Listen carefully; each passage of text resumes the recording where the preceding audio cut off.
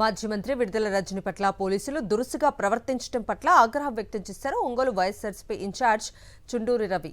ఇది red book పాలనకు నిదర్శనమన్నారు. రాష్ట్రంలో ప్రభుత్వ వ్యతిరేకతను డైవర్ట్ చేయడానికే అక్రమ అరెస్టులు చేస్తున్నారని మండిపడ్డారు. రైతులు ఆత్మహత్యలు చేసుకుంటుంటే పట్టించుకోకుండా మహిళలపై దాడులు చేస్తున్నారని ఆగ్రహం వ్యక్తం చేశారు.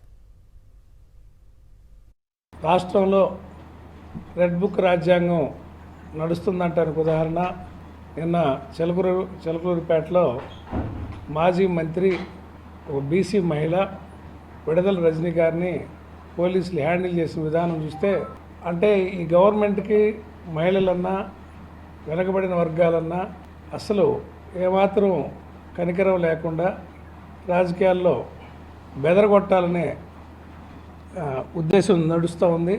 వైఎస్ఆర్ పార్టీలో తిరిగే వాళ్ళని మీరు బెదరగొట్టాలంటే బంతి నేలకేసి కొడితే రెట్టించిన ఉత్సాహంతో లభిస్తారు తప్ప ఎవరు బెదిరిపోరని ఈ సందర్భంగా తెలుగుదేశం పార్టీ నాయకత్వానికి తెలియజేస్తా ఉన్నాం.